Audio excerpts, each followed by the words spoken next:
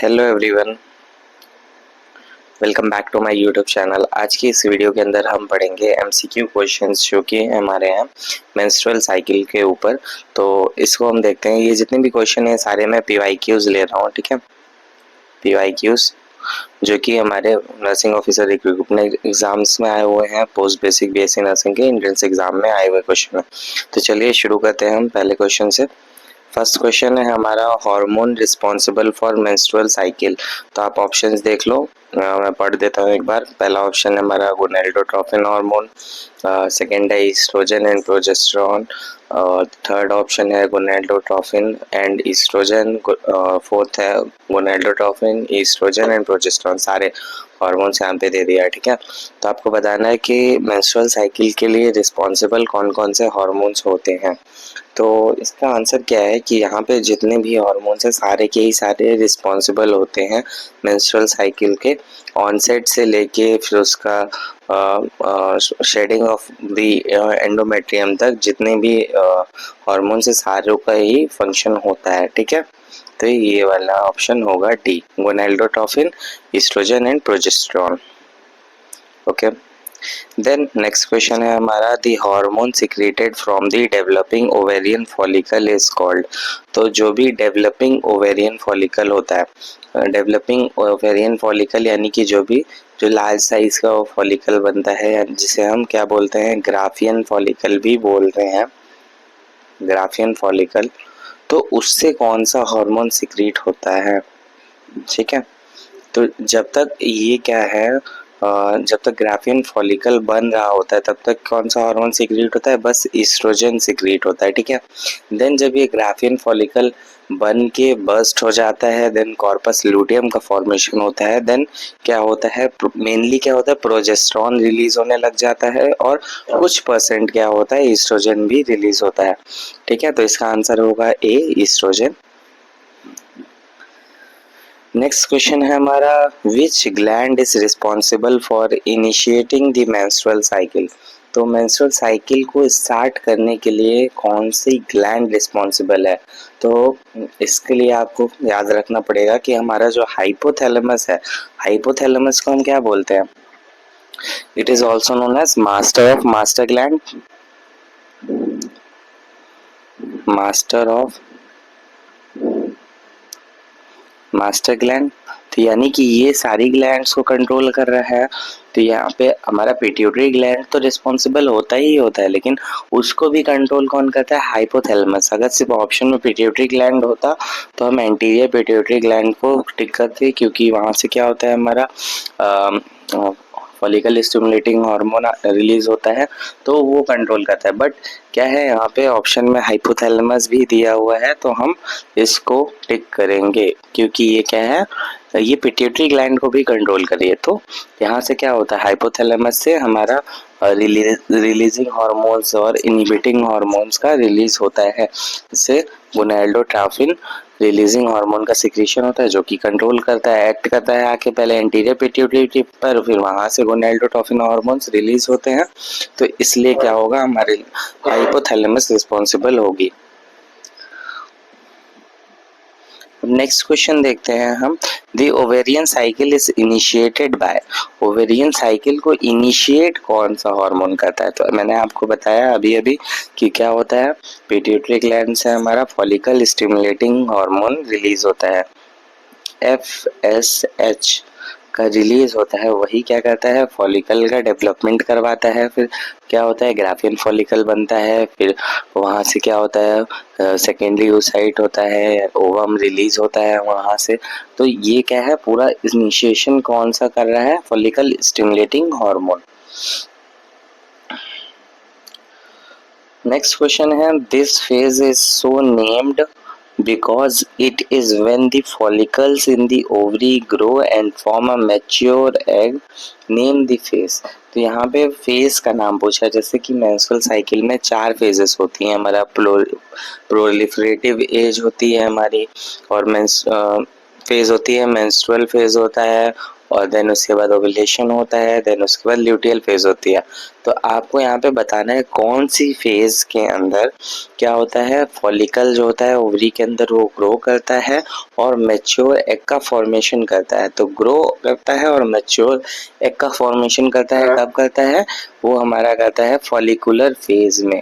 ठीक है, अगर यहाँ पे लिखता है मैच्योर एग का रिलीज करता है तो वहाँ पे ओव्यूलेशन फेज में रिलीज होता है मैच्योर एग का। बट यहाँ पे क्या है, सिर्फ फॉर्म की बात की जा रही, बन रहा है मैच्योर एग, तो वो हमारा फॉलिकुलर फेज ही होगा। Option D is correct.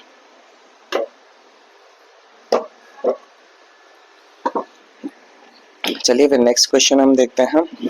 Next question है हमारा, when does the follicular phase of menstrual cycle begin, यानी कि फॉलिकुलर फेज कब स्टार्ट होती है मेंस्ट्रुअल साइकिल के। तो आपको ये याद रखना होगा कि फॉलिकुलर फेज क्या होता है। फॉलिकुलर फेज और मेंस्ट्रुअल फेज, फॉलिकुलर फेज और मेंस्ट्रुअल फेज जो है दोनों ही पहले दिन से ही स्टार्ट होती है, फर्स्ट डे से दोनों एक साथ स्टार्ट होती है। फिर 3-4 दिन तक क्या होता है, मेंस्ट्रुअल फेज चलता है। बट फॉलिकुलर फेज जब तक ओव्यूलेशन नहीं होता तब तक चलता है। ठीक है, जब तक ग्राफियन फॉलिकल बन नहीं जाता, वहां से एग रिलीज नहीं हो जाता। जब एग रिलीज होता है तो ओव्यूलेशन में चला जाता है, उसके पहले तक फॉलिकुलर फेज ही होता है। ठीक है, तो ये क्या है, दोनों ही फर्स्ट डे से स्टार्ट हो जाता है। ठीक है, तो ऑप्शन हम देख लेते हैं, 10 to 12 hours after the LHP नहीं, begin begins from first day of menses until ovulation, ये वाला ऑप्शन करेक्ट है। ठीक है, अब क्या है यहाँ पे क्वेश्चन है, the constant phase in a menstrual cycle, menstrual cycle के अंदर कांस्टेंट फेज कौन सा होता है। तो मेंस्ट्रुअल साइकिल के अंदर सिर्फ एक ही फेज कांस्टेंट होता है, वो है हमारा ल्यूटियल फेज, जो कि रफली क्या होता है 14 डेज का होता है। और ये ल्यूटियल फेज क्या होता है, लास्ट का जो टाइम होता है मेंस्ट्रुएशन का, ओव्यूलेशन के बाद से लेके हमारा जो नेक्स्ट मेंस्ट्रुअल साइकिल होता है उसकी बिगनिंग तक, तो मेंस्ट्रुअल फेज की बिगनिंग तक यानी ब्लीडिंग की बिगनिंग तक का जो फेज होता है उसे हम ल्यूटियल फेज बोलते हैं। और ये क्या होता है, कांस्टेंट फेज रहता है, ये वेरी नहीं करता है, एक ही पे रहता है, जैसे कि लगभग 14 दिन का ही होता है ये।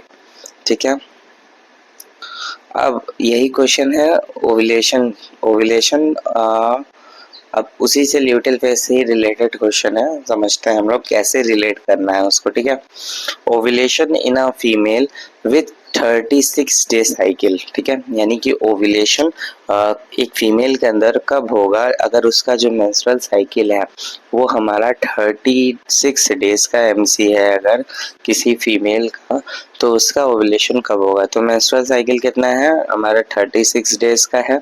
तो अभी मैंने आपको बताया कि लास्ट वाला जो ल्यूटियल फेज होता है वो लगभग, ल्यूटियल फेज क्या होता है, लगभग 14 डेज का होता है और यही कांस्टेंट रहता है लास्ट वाला। तो लास्ट वाला ल्यूटियल फेज क्या होता है, ओव्यूलेशन से लेके नेक्स्ट मेंसेस तक जो मेंस्ट्रुअल फेज है उसकी बिगनिंग तक का जो फेज होता है उसे ल्यूटियल फेज कहते हैं। तो अगर 36 दिन का किसी का साइकिल है तो लास्ट में से अगर हम 14 दिन माइनस कर देंगे तो उसका ओव्यूलेशन डे आ जाएगा, और वो भी वेरी करेगा 1-2 दिन। तो ऐसे इससे हम क्या करते हैं, माइनस करके अगर हम निकालते हैं तो बचेगा 2 और 2, तो 22 डे आएगा। ठीक है, अब देख सकते हैं इससे 1-2 दिन वेरी करने वाला ऑप्शन आप देख लो, जो भी है जिसके बीच में 22 आ रहा है। तो 14 से 18 के बीच नहीं आ रहा, 30 से 34 के बीच नहीं आ रहा, 20 से 24 के बीच में 22 आ रहा है। ठीक है, तो ये ऑप्शन सी हमारा करेक्ट होगा। ठीक है, आपने लॉजिक समझा यहाँ पे कि ल्यूटियल फेज क्या होता है, हमारा कांस्टेंट होता है, लगभग 14 दिन का होता है। और अगर हमें पता है कि साइकिल कितने दिन का है तो उसमें से अगर हम माइनस कर देंगे ल्यूटियल फेज तो हमारा कौन सा फेज आ जाएगा, ओव्यूलेशन फेज आ जाएगा या ओव्यूलेटरी फेज आ जाएगा। ठीक है, हमारा नेक्स्ट क्वेश्चन है 9th question, the average blood loss in a normal menstrual cycle. तो यहाँ पे कोई कॉन्सेप्ट नहीं है, आपको ये याद रखना पड़ेगा कि एवरेज जो भी ब्लड लॉस होता है मेंस्ट्रुअल साइकिल के अंदर वो लगभग हमारा 50 से 100 ml तक होता है। ठीक है, A mother with 9-month baby is planning for tubectomy. What is the ideal time for surgery following menstruation? तो अगर मान लो किसी को ट्यूबेक्टॉमी करवानी होती है तो उसके लिए जो बेस्ट टाइम होता है वो हमारा होता है जब मेंस्ट्रुअल फेज खत्म हो उसके जस्ट बाद आप करवा लो, फॉलिकुलर फेज के अंदर ही, ओवुलेशन ना आने पाए, यानी कि मेंस्ट्रुअल साइकिल के खत्म होने के नेक्स्ट वीक में आप अगर ट्यूबेक्टॉमी कराते हो तो वो सबसे बेस्ट माना जाता है। तो वो किस फेज के अंदर आएगा? वो हमारा आएगा फॉलिकुलर फेज के अंदर ही आएगा। मेंस्ट्रुअल साइकिल खत्म होने के बाद फॉलिकुलर फेज ही रहता है, फिर सिक्रेटरी फेज आता है, फिर हमारा ओव्यूलेटरी फेज और सिक्रेटरी फेज एक ही बात है, ठीक है।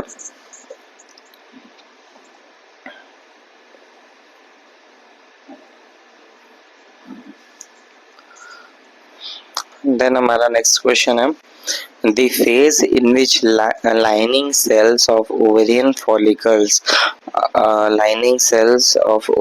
follicles are stimulated by LH hormone, luteinizing hormone, to develop the corpus luteum to produce progesterone and oestrogen.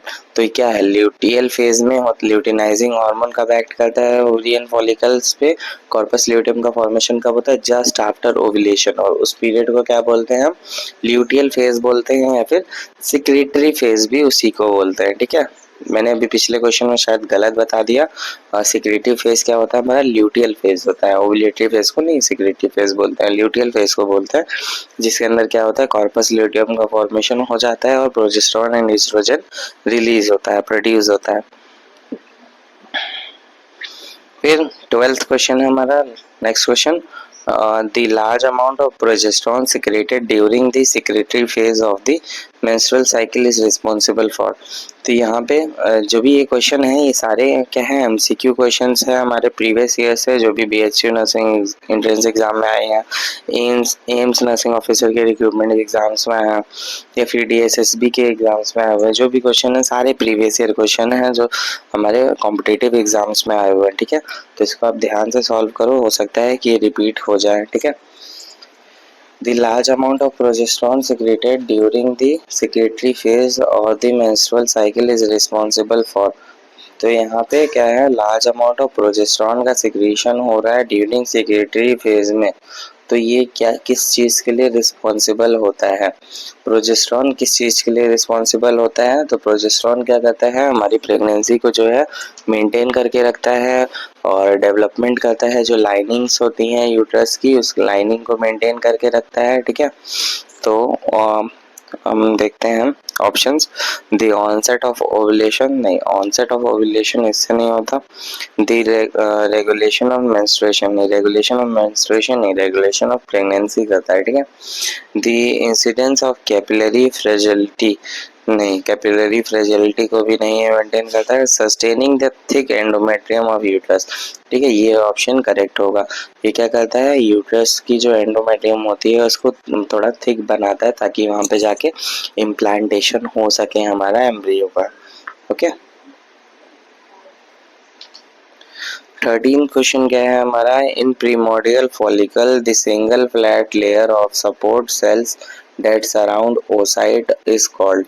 जो प्रीमोर्डियल फॉलिकल्स होते हैं उनके अंदर जो एक फ्लैट लेयर होती है जो कि सपोर्ट करती है सेल्स को, जो से oocyte होता है यानी कि ओवम होता है, उसको सपोर्ट करती है, वो कौन सी सेल होती है? वो कौन सी सेल होती है? तो वो होती है हमारी granulosa cell, okay. This answer is correct.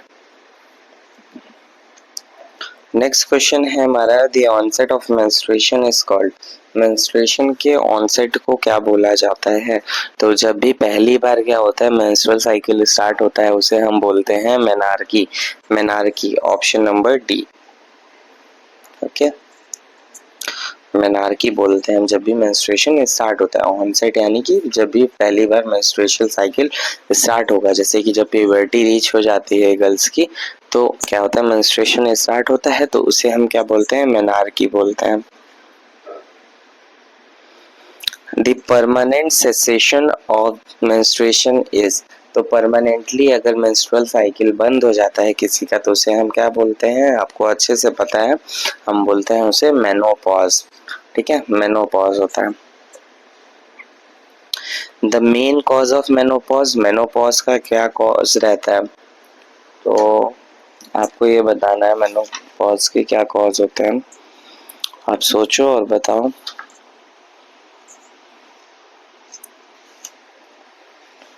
तो अभी आपने एक क्वेश्चन पढ़ा था शुरू में कि जो हमारा मेंस्ट्रुअल साइकिल होता है उसे स्टार्ट करने के लिए कौन सा हार्मोन रिस्पॉन्सिबल होता है, तो होता है ईस्ट्रोजन।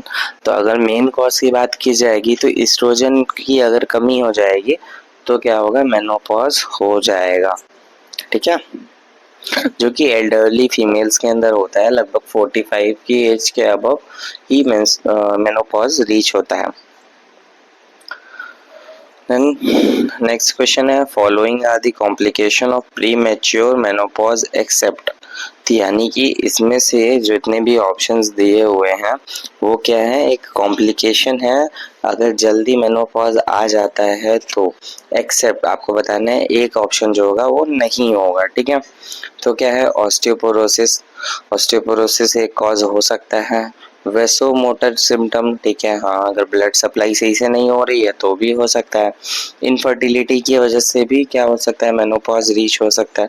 बट यहाँ पे कार्डियोवैस्कुलर से कोई रिलेशन नहीं है, यहाँ पे डिक्रीज कार्डियोवैस्कुलर रिस्क।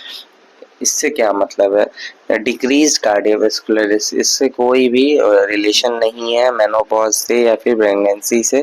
तो यही ऑप्शन हमारा करेक्ट है यहाँ पे। ठीक है, यहाँ पे पूछा था कि आपको बताना है कौन सा कॉम्प्लिकेशन की वजह से नहीं होता है मेनोपॉज। ठीक है, नेक्स्ट क्वेश्चन है हमारा question number 18th। The entire transitional phase between sexual maturity and menopause is called.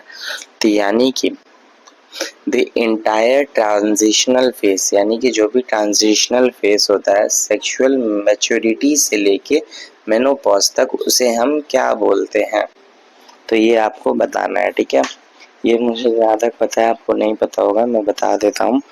ये क्या होता है, क्लाइमेक्टेरिक मतलब होता है इसका। इसमें क्या होता है, मेनोपॉज रीच करता है। इसके क्या क्या सिम्टम्स हो सकते हैं, वैसोमोटर इनस्टेबिलिटी होती है, hot flashes and night sweat होते हैं, इंसोम्निया होता है, एट्रोफी हो जाती है वल्वोवेजाइनल टिश्यूज की, वेजाइनल ड्राइनेस होता है, डिप्रेशन होता है, पुअर कंसंट्रेशन होता है। ये इसके क्या होते हैं, साइन एंड सिम्टम्स होते हैं। इस टर्म को क्या दिया गया है हमारा, क्लाइमेक्टेरिक। ठीक है, क्लाइमेक्टेरिक।